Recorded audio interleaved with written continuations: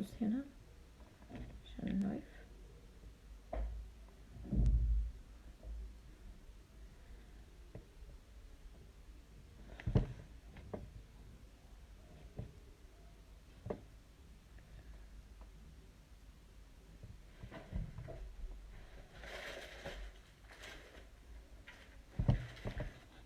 مش عارف احنا كده بدأنا، اعتقد كده تمام.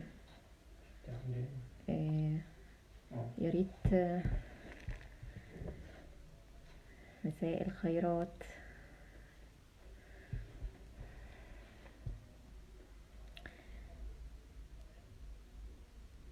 انستجرام وفيسبوك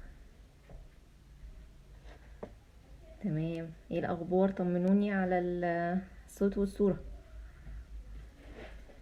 ايه الاخبار؟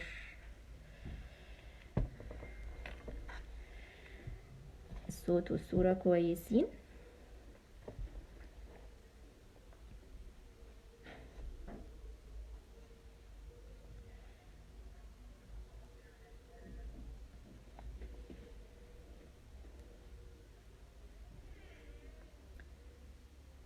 الصوت تمام، اوكي.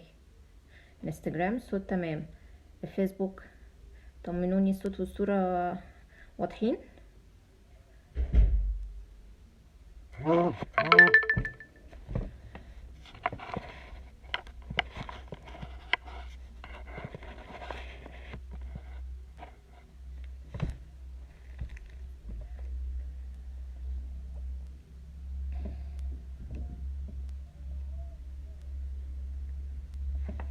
الصوت والصورة اخبارهم ايه؟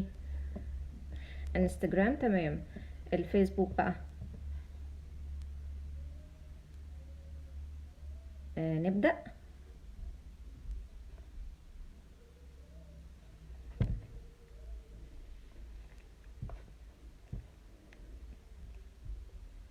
ماما الصوت والصورة كويسين عندك؟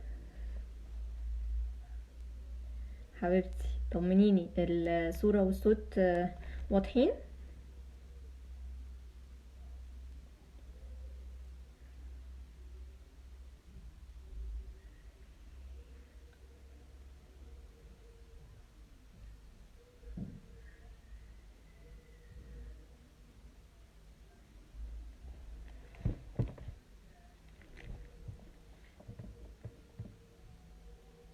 طيب هبدأ كده بسم الله على بال ايه ما طمنوني هنا الفيسبوك الصوت والصورة واضحين ولا لأ.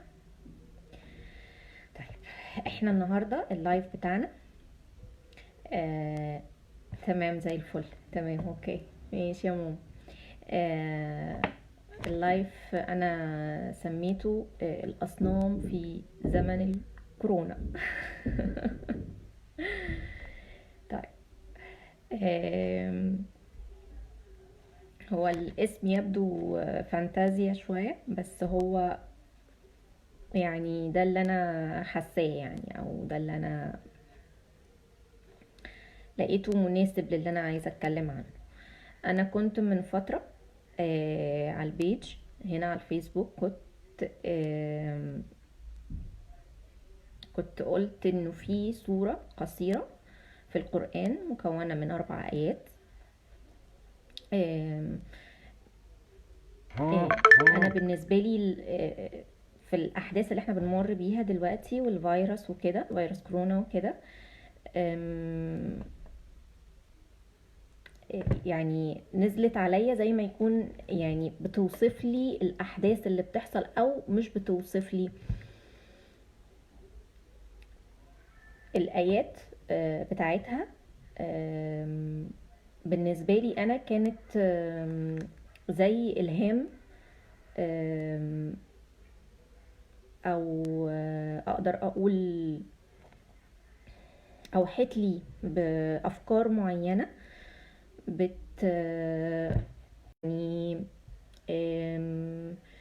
بالنسبة لي انا شفتها كده. شفت الايات، ايات السورة بالشكل ده.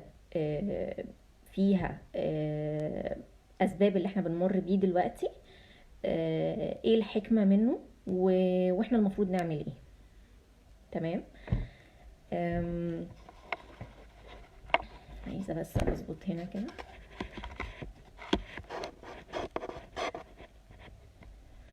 طيب، ايه هي السورة؟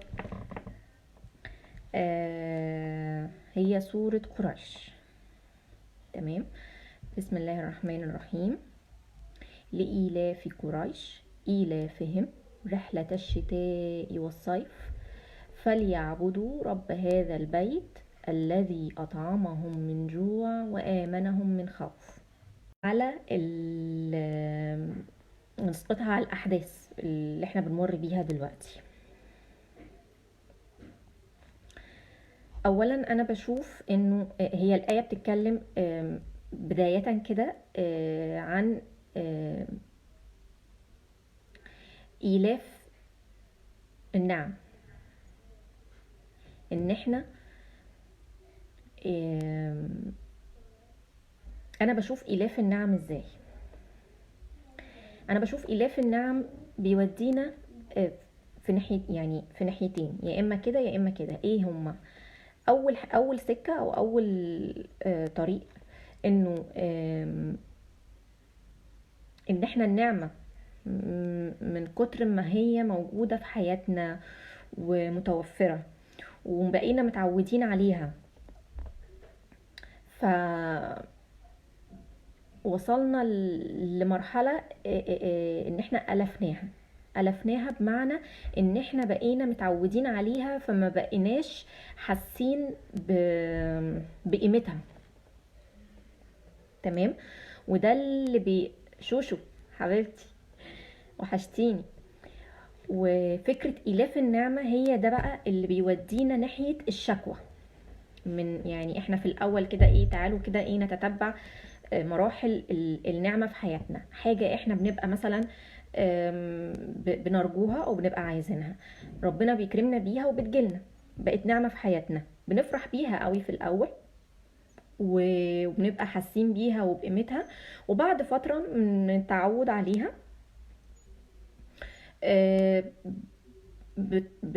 بتصبح حاجة يعني خلاص حاجة احنا تعودنا عليها، فبقت بلا قيمة مثلا بالنسبة طبعا لكتير مننا. يعني اذا ما كناش واعيين للنقطة دي ونقطة النعم اللي في حياتنا، فمن هنا احنا ممكن نكون بنقول لا ازاي ومش ازاي وكده. لا، احنا النعمة وحاسين بيها، بس لو احنا حاسين بيها مش هنقع في فخ الشكوى الكتير، يعني او عامه فكره الشكوى، ان انا ابقى بشتكي من السلبيات اللي موجوده في حياتي. هو ده انا بشوف انه إلاف النعمه بيودينا لسكه الشكوى، وده اول طريق. انا اتكلمت وقلت انه في سكتين إلاف النعمه بيودينا ليها، اما ان احنا بنتعود عليها فبيوصلنا من كتر ما احنا اتعودنا عليها وبقت موجوده في حياتنا ما بقيناش حاسين بقيمتها، وبالتالي ده بيخلينا دايما بنشتكي شكوى شكوى شكوى، ومن هنا يعني بنفقد قوة الاتصال ما بيننا وما بين ربنا. تاني طريق انه ان النعمة دي بتتحول ومعلش استحملوني يعني وتقبلوا مني الكلمة، يعني انه لانه هو ده حقيقة، هو ده اللي بيحصل، يعني ان النعمة دي بتتحول لإله بنعبده. فإما ان النعمة دي بتبقى من كتر ما احنا تعودنا عليها وألفناها فبتتحول لحاجة بلا قيمة، ومن هنا بنبدأ نشتكي وبنبقى مش مدركين نعمة ربنا علينا، وبالتالي بنفقد قوة الاتصال ما بيننا وما بين ربنا. إما بنروح لحتة تانية خالص بقى، اللي هي النعمة دي أنا بتبقى هي كل حياتي بقى، وهي دي يعني بتتحول لإله بمعنى الكلمة، هي إله تاني بنشركه مع ربنا. تمام. فبالتالي في الناحية يعني الناحيتين، السكة دي والسكة دي، سواء كده او كده، ده بيكون استحقاقه ان احنا نتحرم من النعمة دي علشان نرجع لمين؟ عشان نرجع لربنا، علشان ربنا يقولك اهو انا موجد النعمة دي، انا اللي اوجدت النعمة دي في حياتك. سواء بقى انت ما بقتش مدرك قيمتها فسحبتها منك فتبدأ تاخد بالك، او لو انت بقى تحولت عندك النعمة دي انها تكون اله تاني بتشركه مع الله، فربنا بياخدها ويقولك اهو انا اللي اوجدت النعمة دي وانا اللي قادر على اني اشيلها حياتك. وعلى الرغم من انا هشيلها من حياتك الا ان برضو حياتك هتفضل ماشية، فهي مش هي اللي مشكلة لك حياتك، مش هي اللي بتتحكم فيك، ومش هي المصدر رزق ليك ايا كان. انا بتكلم يعني ممكن ناخد مثال مثلا وليكن المال، ففي ناس ممكن بدون وعي بدون ادراك المال بيتحول لإله تاني مع ربنا. هو ده فكرة انه ابقى تصرفاتي وحياتي وافكاري ومشاعري كلي بيقول انه المال ده هو المسيطر.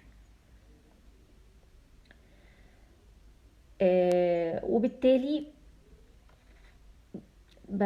مع الوقت بفقد معنى الاتصال مع ربنا، معنى انه في اله، معنى انه مش المال هو الاساس، مش المال هو اللي يتحكم فيا، لا، في اله اوجد المال ده، في اله هو اللي بيوجد المال ده. اذا مش المال هو الهدف ان انا المفروض بسعى ليه وهو دايما اللي ببقى حاطاه. بدونه انا مش هعرف، بدون المال انا مش هعرف اعمل كذا، بدون المال انا مش هعرف اجيب كذا، بدون المال انا مش هعرف حياتي مش هتبقى كذا، بدون المال انا مش مش هعرف اكون بالشكل الفلاني او في المستوى الفلاني. او فانا لما بتصرف بالشكل ده فانا كده حطيت المال اشركته مع الله، وهنا ده يعتبر صنم. تمام. طيب المقدمة دي ليه؟ المقدمة دي علشان لما ابدأ اسقط ايات سورة قريش على الاحداث اللي احنا بنمر بيها دلوقتي من خلال اللايف بتاعنا، يبقى الدنيا واضحة انا بتكلم عن ايه. طيب انا همشي ازاي؟ يعني انا همشي في نقطة، يعني عن طريق نقطتين، او اللايف بتاعنا النهاردة هيبقى مرتكز على نقطتين. اول نقطة وهي فكرة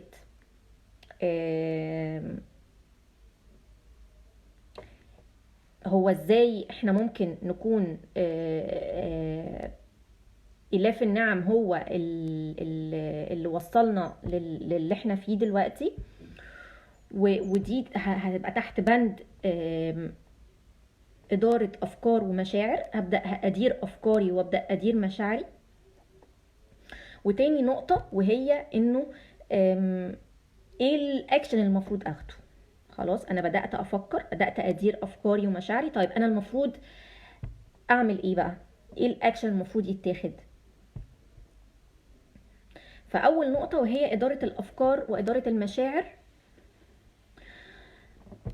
لو جينا اتكلمنا هنا عن إلاف النعم، طيب أنا هبدأ أفكر هو أنا دلوقتي في الوضع اللي أنا فيه دلوقتي إيه النعم اللي كانت في حياتي ودلوقتي أنا ما بقتش موجودة، أو بقت إيه معمول لها هولد، إيقاف مؤقت. وأبدأ أفكر هل أنا النعم دي أنا كنت واخدها في أنهي سكة؟ هل أنا كنت ألفتها وما بقتش مديها قيمتها، وبالتالي وقعت في دوامة الشكوى، ولا انا كنت معتبرها اله بشركه مع الله. تمام. فهبدأ امسك كده واشوف واحدة واحدة النعم، واشوف انا كنت حاططها في انهي خانة، وابدأ بناء على اللي انا وصلت له واللي انا وصلت انا كنت واخدها في انهي سكة، ابدأ اصلح بقى، ابدأ اصلح من الرؤية بتاعتي. لو هي انا ألفتها، لا، ابدأ اشعر بقيمتها تاني، وابدأ اديها قيمتها، وابدأ اشوف ازاي هي دلوقتي وهي مش موجودة فرقت معايا في انه في انه وجودها كان له قيمة، يعني له قيمة. ولو هي في السكة التانية، سكة ان انا كنت واخدها هي دي هو ده كان المصدر بتاعي، ايا كان بقى مصدر كنت بعتبره هو ده الاساس، فهو ما عادش موجود، ما عادتش موجودة دلوقتي، او معمول لها ايقاف مؤقت زي ما انا قلت. بس الحياة ماشية، الحياة ماشية. فمش مش هي دي اللي كانت ممشية حياتي يعني، او من غيرها الدنيا كانت هتقف. الدنيا ماشية والحياة ماشية. ف فارجع بقى للمصدر الاساسي وهو الله.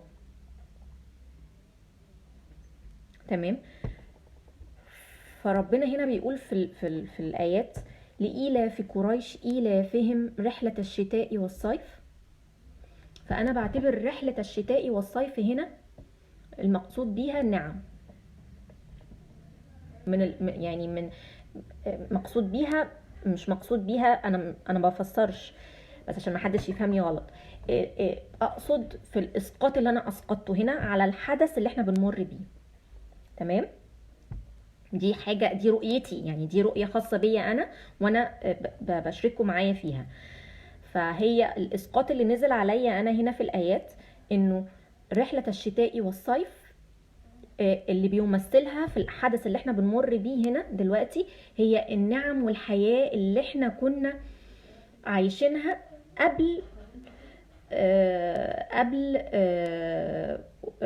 وجود فيروس كورونا. الحياة اليومية، الحياة اليومية والروتين اليومي اللي احنا كنا عايشينه من وحياة يومية، شغل ودراسة وحياة اجتماعية وخروج وفسح وزيارات وكل الحاجات دي اللي احنا كنا عايشينها. الحياة اللي احنا كنا عايشينها اللي بطبيعة الحال بعد وجود الفيروس الوضع اختلف تماما. يعني الروتين اليومي والحياة اليومية دي والشكل ده اختلف. تمام. فده اللي انا شايفاه في جزئية رحلة الشتاء والصيف. لإيلاف قريش إيلافهم رحلة الشتاء والصيف. ايه بقى؟ فليعبدوا رب هذا البيت الذي أطعمهم من جوع وآمنهم من خوف. فأنا بالنسبة لي هنا الجزء اللي هو رحلة الشتاء والصيف اللي احنا اتكلمنا عنه واللي انا بقول اسقطته وشايفاه اللي بيمثله الحياة اللي احنا كنا عايشينها، ده يعتبر الجزء اللي احنا المفروض، كنت بتكلم فيه من شوية وبقول ان احنا المفروض نبدأ ندور ونفكر ونبحث ونشوف ايه النعم اللي احنا كنا واخدينها، يا اما في سكة الإلاف والتعود وفقدان القيمة، او سكة ان احنا كنا مشركينها كإله مع الله. تمام. فهي تعتبر ايه في الجزئية دي اللي هي بنتكلم فيه هنا افكار بقى، ادارة افكار، ادارة طب انا انا كنت النعمة دي واخدها ايه؟ طب هل انا كنت حاسس بيها؟ ما كنتش حاسس بيها؟ هل انا كنت مشركة؟ ما كنتش مشركة؟ طب انا ايه اللي كانت بتسببها لي؟ ايه المشاعر اللي كانت بتسببها لي النعمة دي؟ طب انا دلوقتي لما النعمة دي ما بقتش موجودة ايه المشاعر اللي انا حاسسها؟ كل القصة دي كده تعتبر اللي هي الجزئية اللي انا اللي احنا اسقطناها هنا في حته رحله الشتاء والصيف.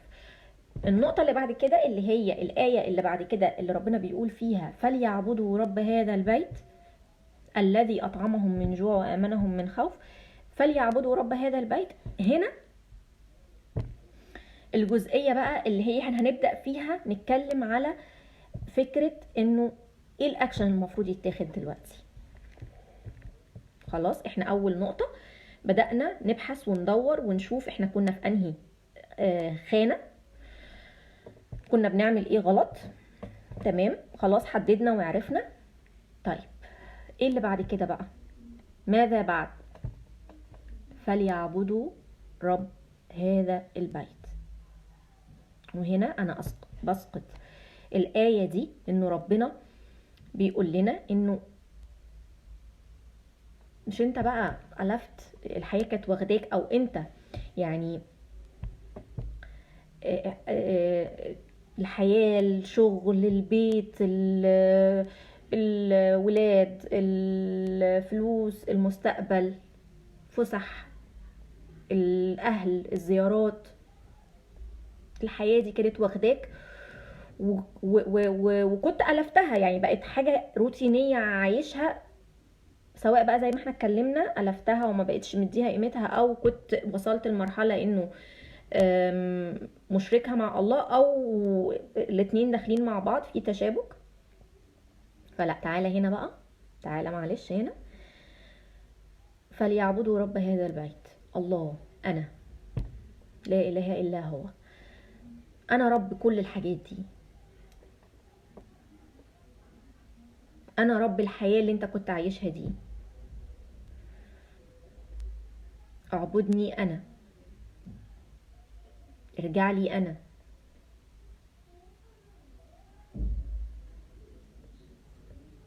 انا اللي كان في ايدي حياتك دي كلها و... وانا كمان اللي قدرت المقادير، وبقت الحياة دي مش موجودة، او بقت بشكل مختلف تماما عن طريق السبب اللي هو اسمه فيروس كورونا.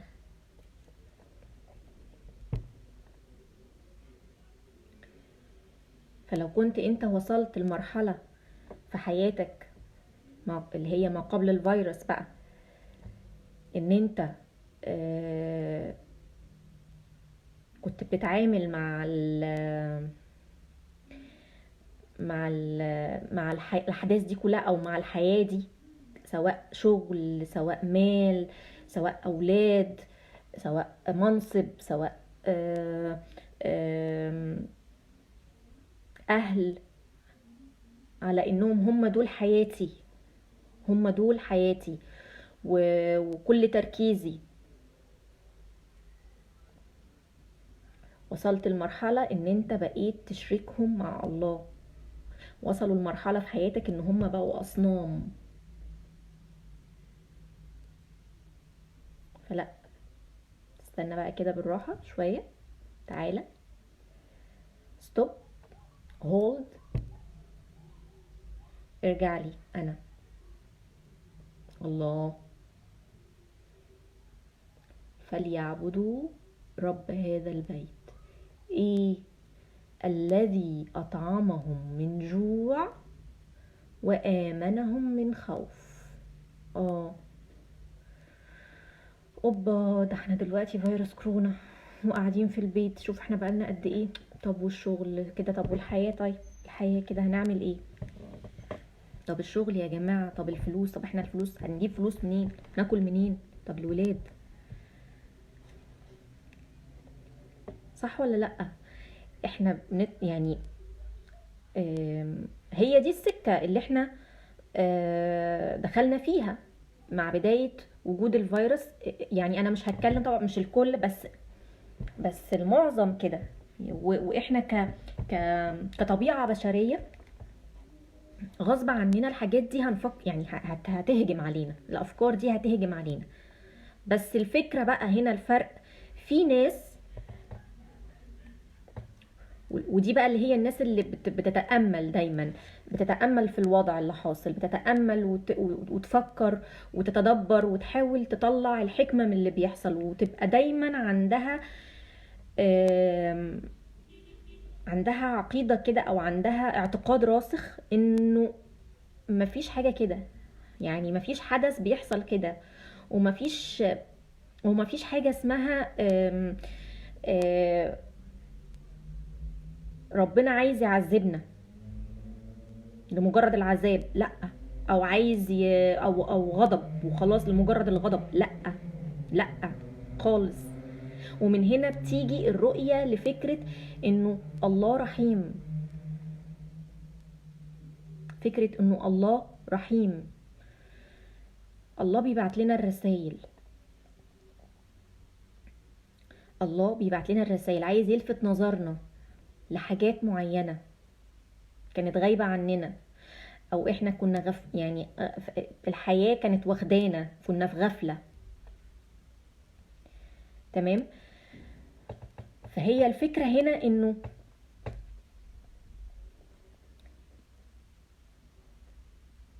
هو بيبقى رسول، يعني من وقت للتاني ربنا بيبعت لنا رسول. وانا كانت يعني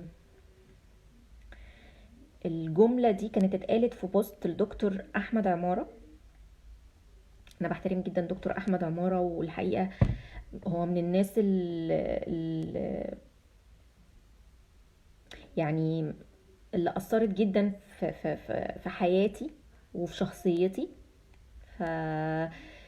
فهو كان في بوست اخير كاتبه، كان من ضمن الجمل، من ضمن الحاجات اللي كان كاتبها في البوست جمله كده تعتبر يعني بعض الناس ممكن تعتبرها جمله صادمه، بس هو قال لك ايه؟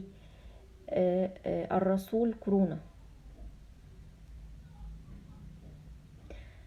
بيعتبر انه فيروس كورونا ده رسول من ربنا، وهو فعلا، ما هو بس هو يعني، بس عشان ما حدش برضو يختلط عليه الامر، هو يعني ايه رسول؟ مبعوث برسالة. فهو سبب، هو فيروس كورونا ده سبب ربنا اوجده لرسالة ما، عشان يوصل رسالة ما. هيعمل شوية احداث كده في الحياة، في الدنيا، في العالم، علشان يوصل رسالة ما لمن يهمه الامر. تمام. ف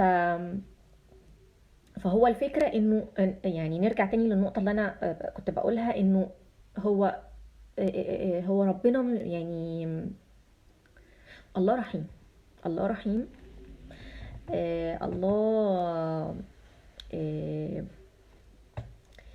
عايز يلفت نظرنا، عايز يوصل لنا رسالة.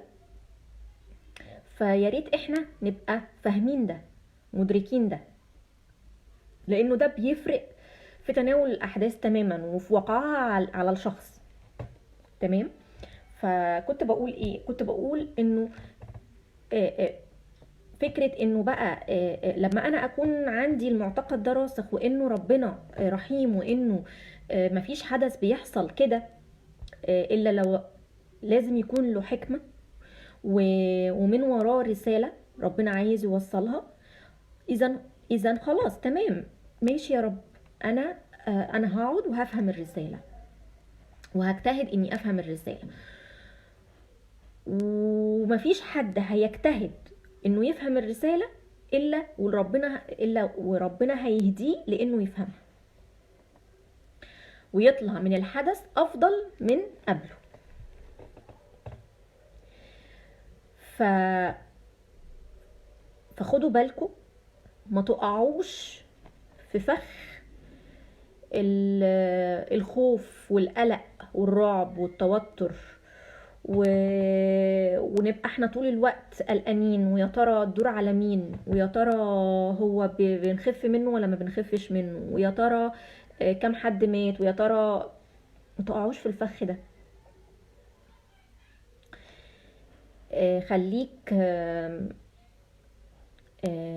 خليك فاهم انه في رسالة جاية انت المفروض تستقبلها، فاستقبل الرسالة وافهمها بس. تمام.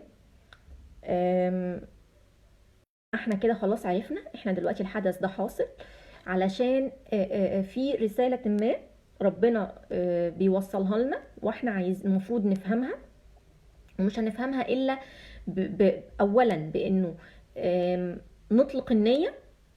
انا اطلقت النية، حاضر يا ربي، انا فاهم انه ده مش حدث كده، ده حدث، ده وراه الرسالة انت عايز توصلها لنا، وكل واحد على حسب شخصه، يعني هو الرسالة للعالم كله، وكل واحد بقى في مكانه الرسالة هتجيله بمضمون محدد على حسب حياته واللي كان عايشه واللي كان فيه. تمام. فتطلق النية ان انا خلاص انا فاهم، انا عارف انه ده فيه رسالة وانا هجتهد في فهمها بس. وزي ما احنا اتكلمنا من منطلق الاف النعم ده يعتبر طريق. خلاص تمام. فانا مسكت خلاص اول جزئيه وبدات ادور وابحث واشوف النعمه انا كنت يعني كنت النعم اللي انا كنت عايشها دي انا كنت حاططها في انهي خانه، او كنت عايشها من انهي خانه زي ما انا وضحت في الاول. جيت دور بقى على ايه الاكشن المفروض اخده. قلنا انه ربنا هنا بيقول في الايات فليعبدوا رب هذا البيت الذي اطعمهم من جوع وامنهم من خوف. فانا كنت بتكلم انه اطعمهم من جوع وامنهم من خوف، يعني ارفع ايدك، ارفع ايدك، مش سلم نفسك. يعني شيل ايدك يعني ما تخافش من رزق هيقل. ما تخافش، ما تقلقش، ما تخليش الخوف والقلق يتمكن منك، ما تسيبش نفسك للخوف والقلق، ما تفتكرش او ما تظنش انه ده انتقام الهي، يعني استغفر الله العظيم، يعني حاشا وكلا. وانت بقى قاعد مستني هو انا هيجي الدور عليا امتى. فلا تشيل هم رزق، ولا تشيل هم هو انا هتعب، هو انا ولادي هيتعبوا، هيجي لهم الفيروس، طب احنا لو جالنا الفيروس ايه اللي هيحصل، طب انا لو جالي الفيروس العيال هسيبهم لمين. طب والدراما بقى، دراما. مش هتكلم على الدراما، ده احنا عايشين في احلى دراما. اه والله. فلا يعني خدوا بالكم من موضوع الدراما ده قوي، يعني الناس بتقع فيه كده بدون وعي. المهم، فما لا تخاف ولا تقلق زي ما انا قلت، ولا تشيل هم رزق. فليعبدوا رب هذا البيت الذي اطعمهم من جوع. قبل الفيروس الحياة اللي انت كنت عايشها، وسواء اكلك وشربك وفسحك وفلوسك و... الحياة اللي انت كنت عايشها دي، مين اللي كان معيشها لك؟ مين مين المصدر يعني؟ الله الذي أطعمهم من جوع وآمنهم من خوف. يعني الأمان الله، سواء أمان مادي أو أمان نفسي. يعني الآية دي أو الجملتين دول الذي أطعمهم من جوع وآمنهم من خوف، فيها الحياة كلها، فيها الأمان كله. الذي أطعمهم من جوع وآمنهم من خوف. ربنا هو اللي بيطعمنا، هو اللي بيرزقنا الأمان والاطمئنان أيا كان اللي حاصل، أيا كان الأحداث. طب أنا المفروض أعمل إيه دلوقتي؟ أولا زي ما أنا قلت كده، هبدأ أشوف أنا كنت في أنهي سكة وأبدأ أصلح وأظبط. أبدأ بقى أحط الله في مكانته. الله أكبر، الله أكبر من أي شيء. الله أكبر من الحياة اللي احنا كنا عايشينها. الله أكبر من مصدر الرزق اللي كان اللي كنا عايشين من خلاله. الله أكبر من الحدث اللي احنا فيه. الله أكبر من الفيروس اللي اتوجد ده، الله هو اللي وجده. الله أكبر من كل شيء. فأبدأ أعبد الله الحق، مش بالكلام، بالأفعال. بعبد مين؟ أنا بعبد مين؟ أنا بعبد الله، بعبد الله.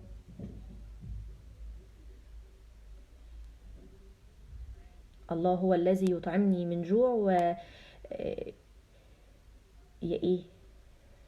يؤمنني من الخوف.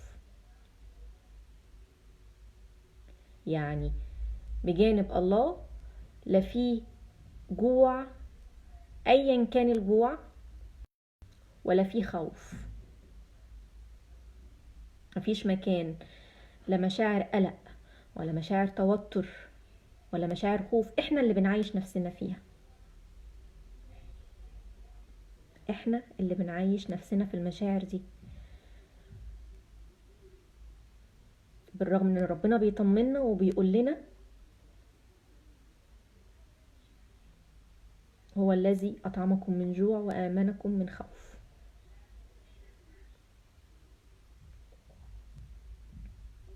تمام؟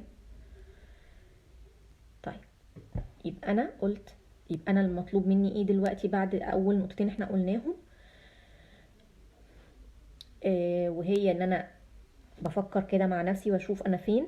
وتاني حاجة إن أنا أرجع لله، أعبد الله بقى حق عبادة بقى، مش كلام.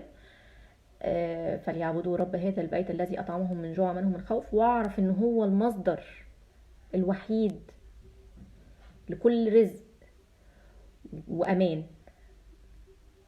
مصدر الوحيد للرزق والأمان.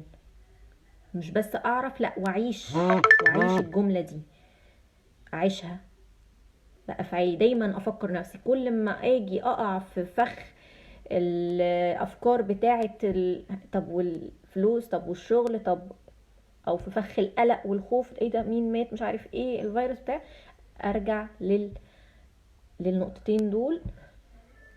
الله، فليعبدوا رب هذا البيت الذي أطعمهم من جوع وآمنهم من خوف. طيب خلاص، أنا بدأت أدير الجزئية دي إلى حد ما. إيه تاني مطلوب مني؟ هستغل الوقت بقى ده اللي أنا فيه، يعني هستغل الفترة دي في إني أراجع نفسي، أراجع حياتي كده، وأشوف أنا ايه الطريق اللي انا كنت ماشيه. الطريق ده كان يعني هل كان في حاجات مفروض تتغير وانا كنت بكسل او بهرب او ايا كان، وابدا اراجع وابدا اخطط واشوف ايه المفروض ان شاء الله اخده بعد كده في الخطوات اللي بعد كده. استغل الوقت والفتره اللي انا فيها، استغلها في التفكير في اللي فات واصلحه ازاي، استغلها في التخطيط للي جاي والاستعداد ليه. فكرة انه يعني حتى لو المدة طولت، انا ما بقاش في حتة هو هيخلص امتى، هو اللي احنا فيه ده هيخلص امتى. ما تقعش في الحتة دي برضو، ما تقعش في حتة يعني انا مستني اللي احنا فيه ده بقى يخلص علشان ابدأ بقى اشوف انا هعمل ايه، او حتى طب انا المفروض هاخد كذا وهعمل كذا وهعمل كذا لما اللي احنا فيه ده يخلص. ما تقعش في الحتة دي. يعني نتفائل، وعلى فكرة مفيش تعارض ما بين ان انا ابقى متفائل وعندي حسن ظن بالله، وبين اني اخطط وابقى واحط الخطط وابقى في حالة استعداد انه لو الحدث ده طول لمدة اطول من كده انا هعمل ايه. هو ده الصح، هو مفيش تعارض، بالعكس. فايه المفروض، انا دلوقتي انا متفائل وعندي حسن ظن بالله وعارف كويس انه اللي بيحصل ده خير وفي حكمه، حتى ولو احنا ما وصلناش ليها، لا بس في حكمه وحكمه خير. تمام. وعارف انه اللي احنا فيه ده هيبقى له اخر. بس في نفس الوقت انا مش شايل الهم من طول المده مثلا. انا مش يعني ايا كانت المده، انا ما عنديش حته اللي هو هيخلص امتى، هو اللي احنا فيه ده هيخلص امتى، لا. حتى لو المده طالت، انا عارف كويس انه في الاخر الموضوع هينتهي، بس حتى لو المده طالت انا عارف كويس انه ده مقدر. و... وكل واحد بيقدر يستغل القدر اما لصالحه او ضده. فانا اخترت اني استغل القدر ده لصالحي، فانا هشوف انا هقدر استغل واخطط الفتره دي هعمل فيها ايه، ان انا اكون فيها برضو في ابقى منتج ويبقى الموضوع فيه افاده ليا وللي حواليا، بالرغم الوضع ده واللي احنا فيه. مش هخليه يوقفني يعني، او ان هو يبقى يعمل لي هولد الحاجات انا ممكن اعملها في خلال الفترة دي او في خلال الوضع ده ما هو حاصل. تمام. فابدأ استغل الفترة دي في حتة بقى اشوف ايه الاصنام اللي في حياتي واكسرها، ايه اللي انا كنت معتمد عليه وعندي حالة من الاعتمادية الشديدة عليه، وعشان كده ده هتلاقيه هو عامل لك بقى حالة من المشاعر السلبية دلوقتي في الفترة اللي احنا فيها، في عدم وجوده، او في الفترة اللي هو يعتبر معمول له هولد فيها. فاقفشه واعرف ان هو ده انت كنت حاطه صنم،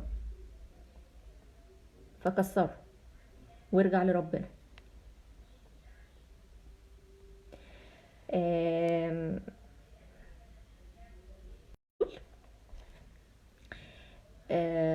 ده باختصار اللي انا قصدته من الاصنام في زمن الكورونا. ويا رب اكون وصلت لكم المعنى اللي انا عايزه اوصله، ووصلت لكم الاسقاط اللي قصدته من الايات. هعيدها تاني عليكم وعشان تشوفوها بقى بالرؤية اللي احنا شرحناها في خلال اللايف. أعوذ بالله من الشيطان الرجيم. بسم الله الرحمن الرحيم. لإيلاف قريش إيلافهم رحلة الشتاء والصيف فليعبدوا رب هذا البيت الذي أطعمهم من جوع وآمنهم من خوف. صدق الله العظيم. يا رب يكون النهاردة كده اللايف أفادكم، ووضح لكم شوية حاجات كده ما كانتش واضحة، ووصل لكم شوية مشاعر سلام وطمأنينة. ده هو هدفي، وأشوفكم على خير اللايف اللي جاي إن شاء الله. سلام، تصبحوا على خير.